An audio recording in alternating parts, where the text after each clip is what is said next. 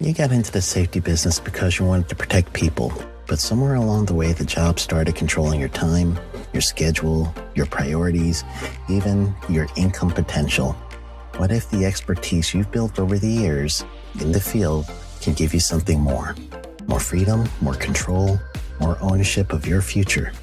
I'm Sheldon Primus, the author of 7 Steps to Starting a Profitable Safety Consulting Business and the host of the Safety Consultant Podcast, with more than 350 episodes helping safety professionals become consultants and grow their career. Consulting changed my life. In fact, I'm a full-time RVer, and one consulting contract paid for my home I live in today.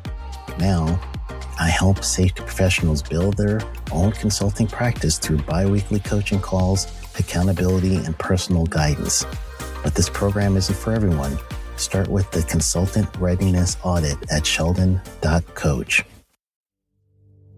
What if everything we thought we knew about safety was just interference? From the host of the Rated R Safety Show and the founder of Safety FM comes the complete Signal Transmission Trilogy, now available in one powerful edition. Safety, in my opinion, the book that started the conversation. Safety Mutation, where the boundaries of culture, systems, and belief begin to break. And now, Safety Transmission, the final piece of the signal. For the first time, all 3 books are together in one volume. The Signal Transmission Trilogy, Complete Edition. This isn't just about compliance. It's about consciousness. It's about decoding the way we think, lead, and live, inside and outside the system. Whether you've been following the signal since the beginning or you're just now tuning in, this is the version to own. Search Signal Trilogy on Amazon or visit safetyfm.com to get your copy now.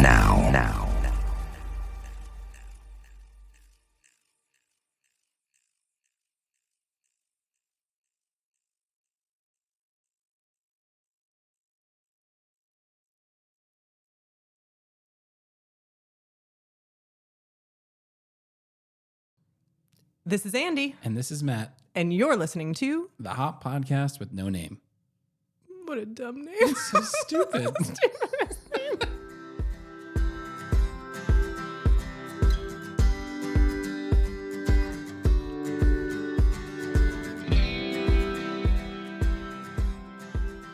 Episode 63.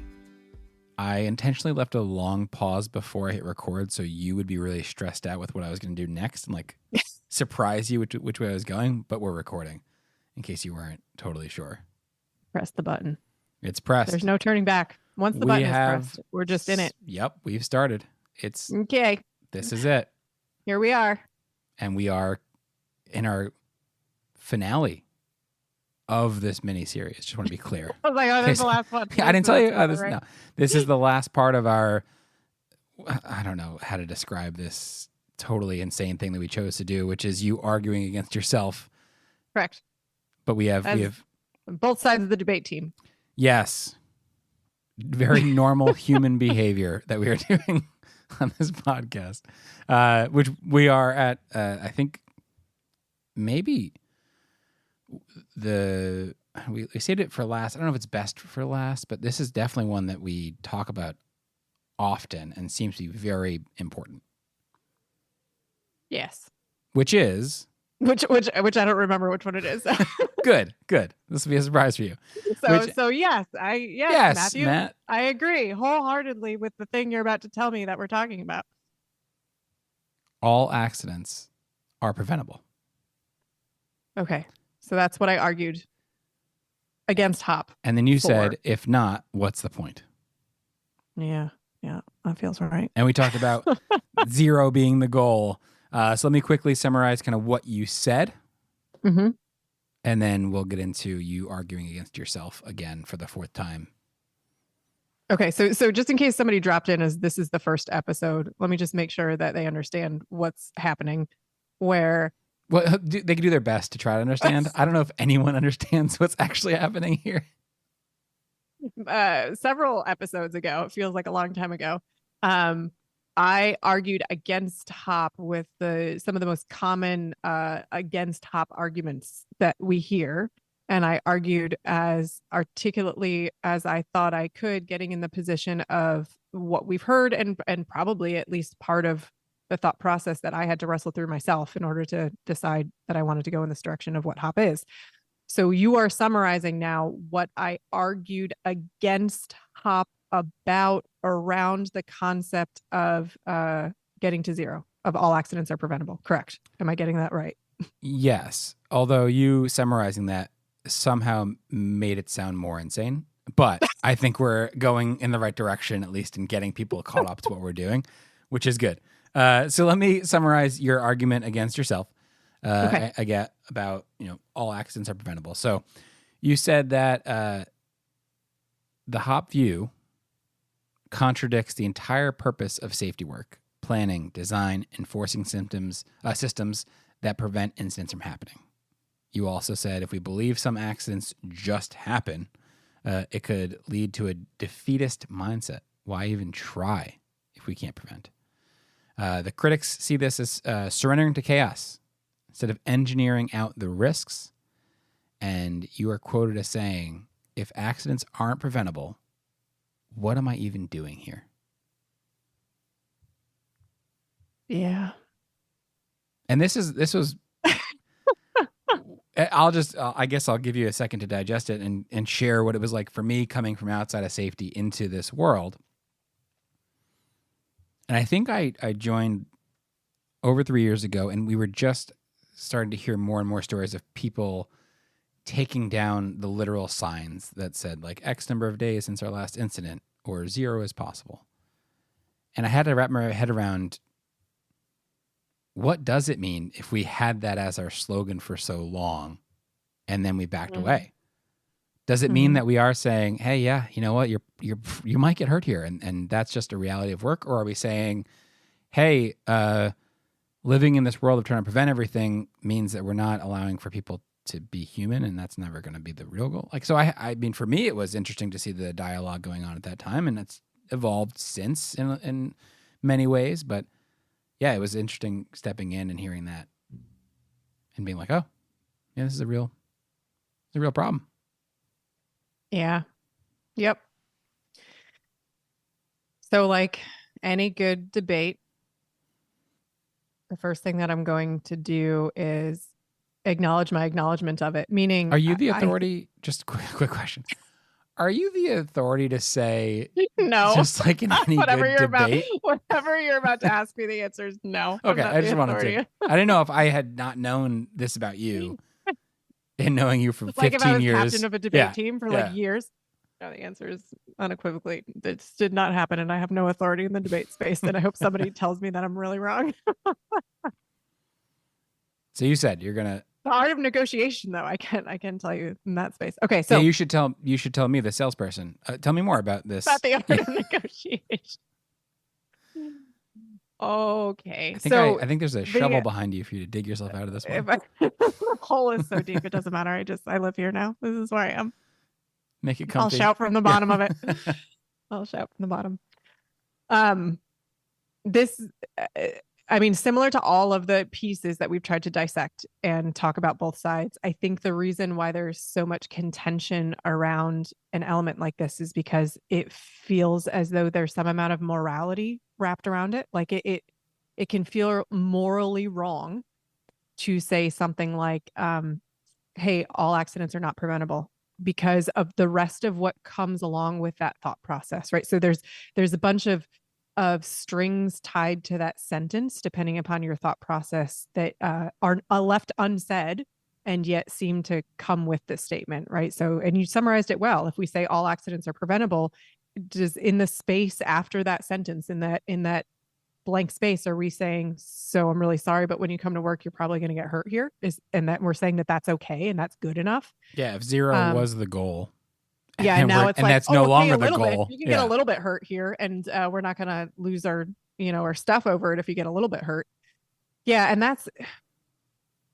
that's where arguing sort of against this directly doesn't make any sense, because our goals are the same, meaning in this sort of pre-hop thought process and post-hop thought process, or, you know, in all of the different safety concepts and theories that are tangled into our decisions about how we're going to manage, the goal is the same.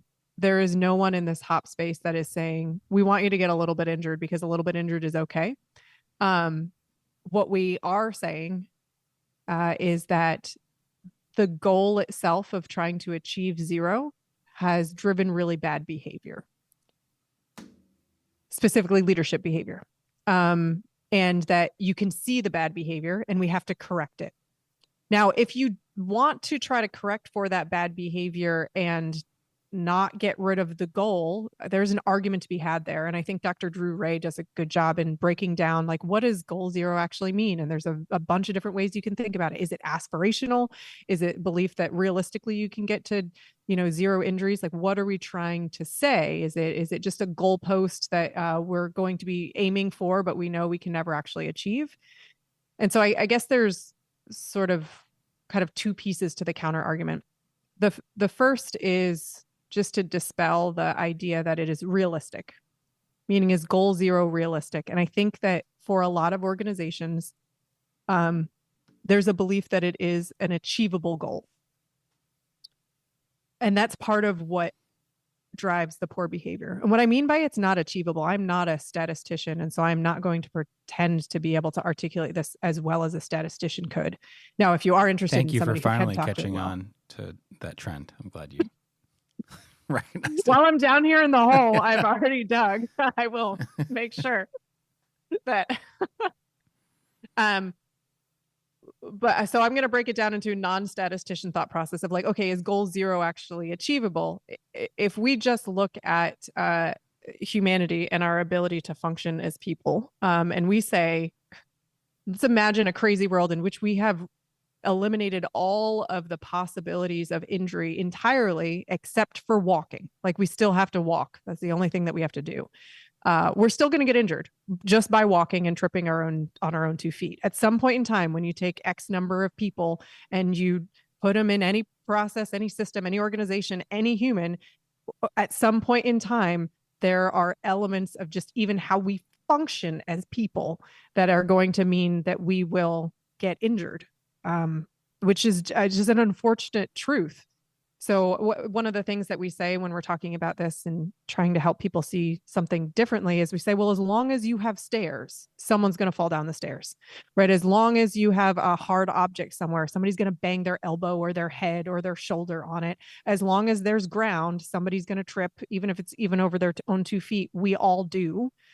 And so to believe that there is a world in which any group of individual humans are coordinated enough at all times to not bang or bash or trip on anything is sort of this weird utopia that doesn't exist. Yeah. As long Period. as there's work, there will be injury. Correct. Period. And that's even like taking it to the extreme of there's no other way you can get hurt apart from a person like moving their body around the world. And yet, and that even is completely unrealistic. As long as we are executing work, the probability of somebody being injured is going to be there.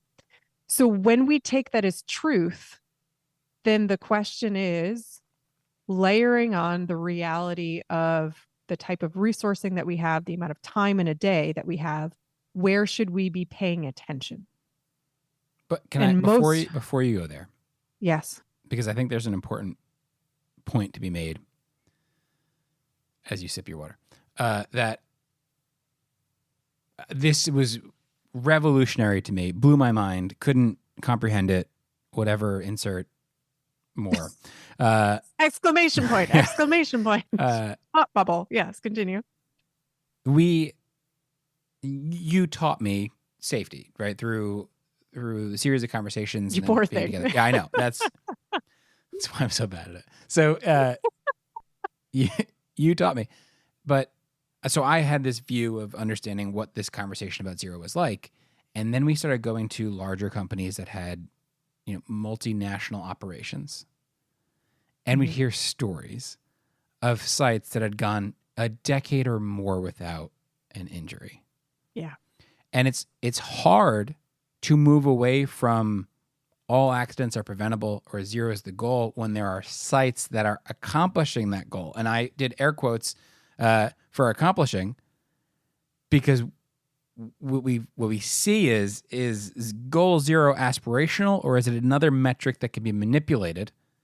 And then when it is manipulated, and those who gather this data at the upper levels of an organization, do they hear it and not question it? Mm-hmm. And the answer is that most of the time they hear it and they don't question it. They don't question it. And then they go, well, why isn't every other site doing this? Yeah. And we get to go and learn that zero is not even close to zero. Not even close to real. And if you want to get like a mental picture of like soapbox moments where I've, really gotten on top of a soapbox talking to a group of people, is, I mean, kind of almost like shouting from the rooftops. Do you really believe that you have 3,000 contractors working at a facility doing highly hazardous work, right? So we're not talking about this weird utopia where the only thing that can happen is you can trip over your own 2 feet, right? Doing highly hazardous work with all sorts of various things that can injure a person. And for 25 years, no one's gotten injured. Like, you're going to look me in the eye and tell me that you believe that metric.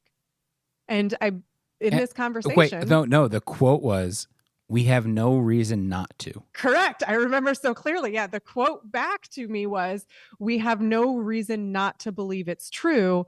And I believe I said, you do. It's your life experience and your acknowledgement of how often you as a person, your family, everyone around you can injure themselves in very benign ways to believe that 3,000 people for 25 years have not had any of those things happen.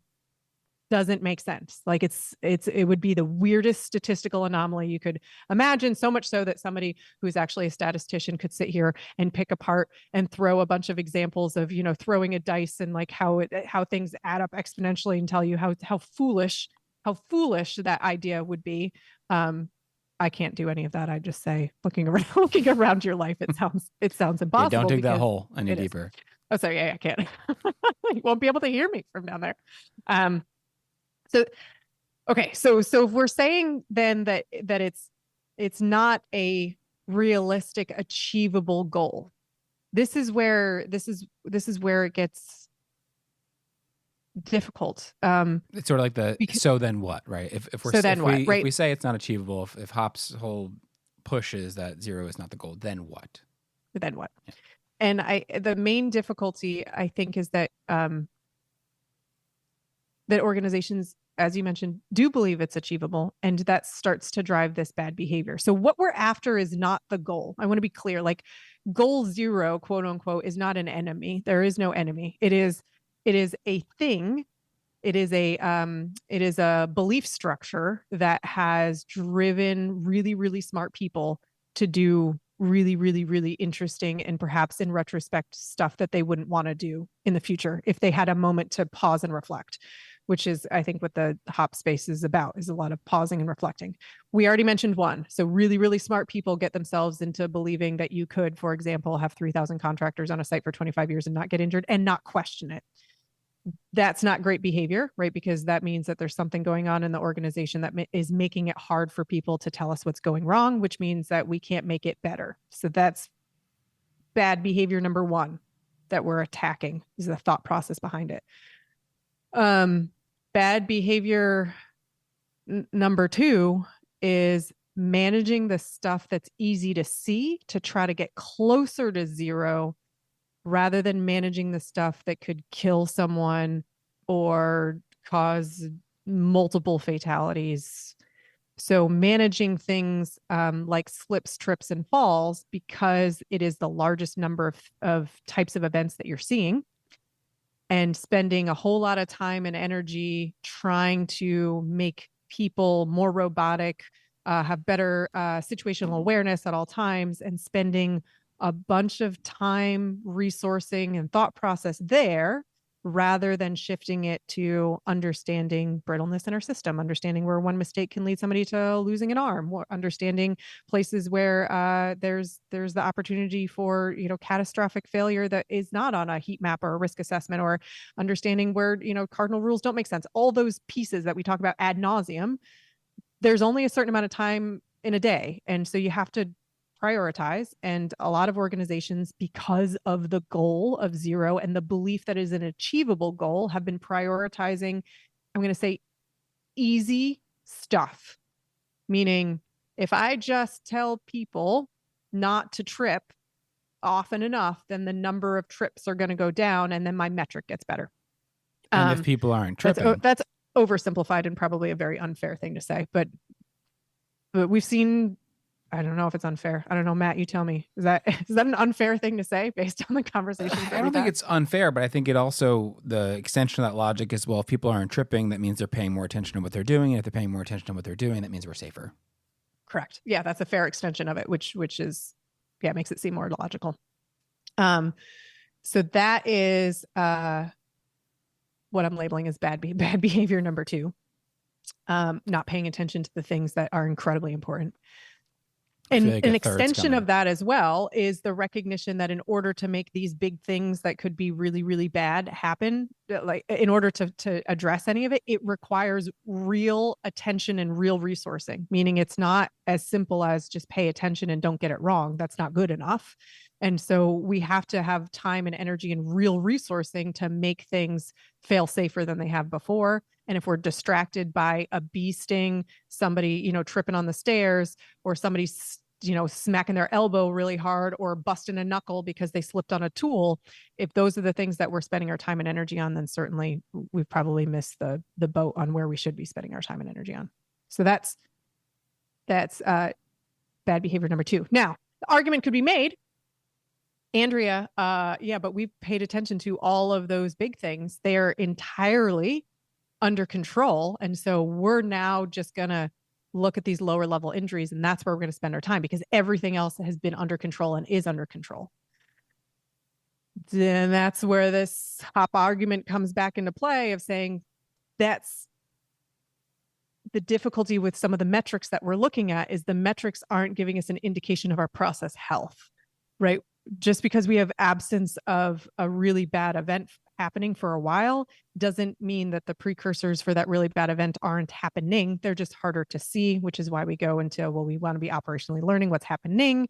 We want to be asking questions about brittleness of our system and gathering different types of information. Now, if you could, 10 years in the future, if you could argue with me that we are fast feedback and understand all of our process brittleness, and we learn about that so quickly as things are changing, and we address it, and we can, like, we feel very good about it, and all of the employees who are doing the work feel good about it, and we have this real data that teaches us in real time about our system brittleness, and we're always addressing it.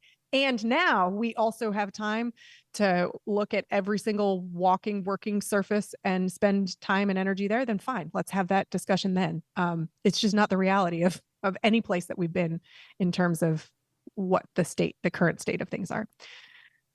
So that's bad behavior number 2, expanded upon. And then bad behavior number 3, we've talked about once before, and I think Ron brought it up in the conversation we had with Ron and Eric, and it's pretty near and dear to my heart. It is the way that in many organizations, individuals have been pushed to manage cases, meaning we don't want it to hit the recordability metric.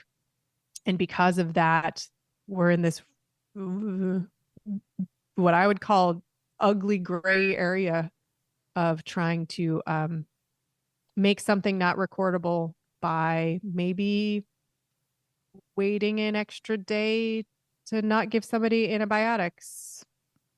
Maybe having a specific doctor do protocol that maybe would be a little bit different if the person went to a different place and it wasn't an occupational doctor. Allegedly to spending, once again, time and energy managing a metric rather than that time and energy being able to manage real work, real life. And I don't feel like I need to get into the specifics on what it looks like to case manage, because I think every single environmental health and safety person who has to keep up on recordability, you have your own stories of feeling like you're between a rock and a hard place, feeling like I got into doing this safety work for a specific reason, and it was to help people. And now I feel like I'm being pushed in a direction business wise that is the opposite of that. And I'm not sure that I want to be in this space. And so you have to kind of figure out how to navigate that. Question for you. Yeah.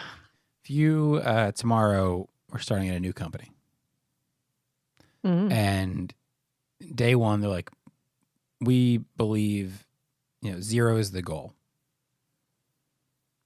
But I'm starting the company, or I'm starting in a new company? Started at a company. You're going back to the workforce. And they say, our principle here is that zero is the goal. And what we mean by that is that our goal is zero. It's probably never going to be achievable, but we want to push ourselves to keep striving for ways to mitigate potential hazards. So we keep zero as the goal, but we understand as a company it's not maybe achievable, but it drives us to continue to improve. How would you feel about that? That would be highly dependent upon the mechanisms they're using to continue to improve. In general, though, I wouldn't argue that that is a philosophically broken thing to do. Meaning, if the reason we have zero as our goal is because we don't want to get lazy and say that, well, that's probably good enough. It's fine, right? It's not. Yeah, it's fine. I'm sure people will be fine. Well, then. No, I mean, nobody wants that, right? Nobody wants people to just put up their hands and say, it doesn't matter, does it? Because accidents are going to happen anyway. So if that's the glue that's holding the world together for an organization, I wouldn't dismantle it. The glue that I'd look at the behaviors that we have to try to achieve that goal, and I'd start to maybe dismantle some of those. Yeah. Yeah, I agree. That's why I asked the question, because I think we've heard that once or twice now as people are changing. But I think the what you say and how you respond are entirely different, and one is probably more important than the other. Because I think historically what we see is if a company changes that approach, but no, this is why we have zero as the goal, because we want to make sure we're always improving. And then something goes wrong, it's the same old playbook. Yeah. Right. And so it's just our response being the difference, right?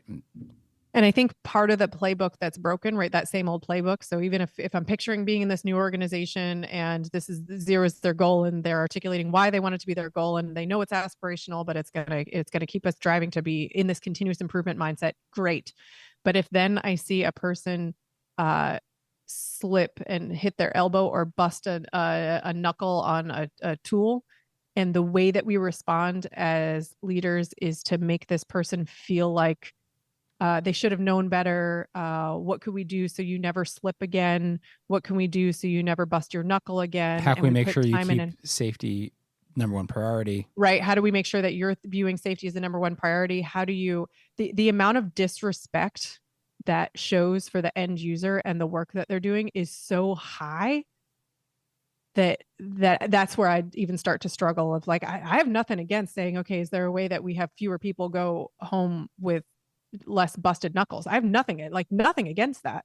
Our mechanisms to get there and what we're giving up to try to get there, that's the part that becomes really the point of the conversation. It just requires honest reflection, because I could see a reality where someone would hear this and think, well, we're one of the cool new companies and we take a different approach to zero. And then really just being honest with yourself, is that what we say and is it what we do, or is it just what we say and we go back to the same old? Right. Because in that, so now you got me going on this. I know we're at the end of our time and I'm going to be done in just a second, Matt, but I'm at the bottom of this hole. So I mean, we literally, it's just me that determines how long you can continue if you'd like. I will stop recording randomly right now. Matt, they're running and they're trying to run for the length of the podcast. We keep changing the length of it. And so they're getting there. So we're going to have to make it like, the title should now be by like length. Like if this is about a 5K, this is about a 10K. This is going to be a half marathon. This is right. So Yeah. So, I mean, I guess the difference in thought process here is like, if somebody busts their knuckle open doing something, and we go and we learn about the work and they're teaching us, and they're like, this is, it's rusty, and this is always a pain in the neck. And, this tool changer that we're using has never worked right. And sure, like, yes, use that. Let's use that as a way to make improvement, because my guess is that the worst case scenario in that circumstance is not going to be a busted knuckle. It'll be a lot of other stuff that can go wrong, and the process is inefficient, and there's so many different places we can improve. Absolutely. But if you have somebody, tightening a brand new, pristine, beautiful bolt with a wrench, and they just slip, and the thing that they're putting together is hard, because some of our products are hard, and they hit their hand on something. They definitely need to be retrained. And it hurts, and they go ask for some help, and it turns out that they busted a knuckle enough that we need to give them some pain reliever. We're worried about infection. We do an antibiotic, and we don't have to destroy either the integrity of that individual of telling them, well, next time you shouldn't bust your knuckle, or get so wrapped up in trying to fix this that we lose sight of the larger picture. That's it. That's the space of what we're trying to make sure. Yeah, but they do clearly need to be retrained, because they shouldn't be doing that. That's ridiculous. Don't you know this process doesn't allow for busted knuckles? Yeah. It's not written in the process itself. Oh, 30 years? You need to be retrained on how to use a wrench. Okay. Anything else? I will throw you down a rope ladder to pull yourself out of your hole at the end of this episode. Anything else you'd like to say before we wrap up? Because this is it. We're done. We're done with the Andy v. Andy debate. No, I mean, I guess the only thing that I would say is that it does help, if there's any folks that are out there that are trying to make this change. The first thing that you have to do is make sure that the change makes sense to you, and being able to articulate both sides to an argument. It becomes really helpful in making the thought process clear for yourself. So I'm just glad we did it, just for my own exercise and being able to think about it from both perspectives, because the more empathetic we can be in terms of trying to understand where somebody's coming from, and the reasons why people are taking the actions they are, and the belief systems that they have around it, and the more you can meet someone in that conversation of where they are, the more either we can help adjust some of the thought process, or our thought process gets adjusted, right? So that just naming something black and white of this is bad and this is good, meaning goal zero is bad, and it should always be destroyed. I think that's not nuanced enough in order to understand what we're trying to achieve here, right? In the same way that HOP isn't black and white in terms of like how you deal with disciplinary action, or the way that you would try to address a problem, or the philosophy itself requires reflection of the current state of any organization. And you don't throw stuff out just because it seems as though everyone else is throwing it out. We have to critically reflect on what is happening. Like, what does that goal drive? What behavior does it drive? And what is actually the problem, versus maybe that's somebody else's problem that we are just inadvertently calling our own. Yeah, I agree. I mean, there's no good guy, bad guy situation, hero villain situation. I think if you're sitting there thinking, I agree with this HOP stuff, I can't believe so-and-so doesn't agree, you probably have something to go and learn from them as to why they don't. Yeah. It's probably not malicious and bad, but that's obvious, I'm sure.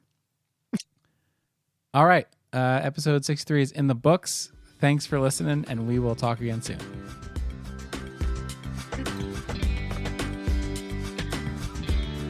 Well, that's it. Yep, another one in the books. We did it.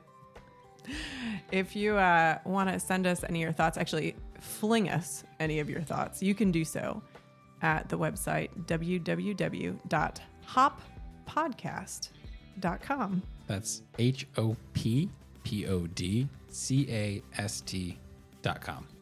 It's still such a stupid name. It's such a stupid name. We look forward to hearing from you. Thanks for listening.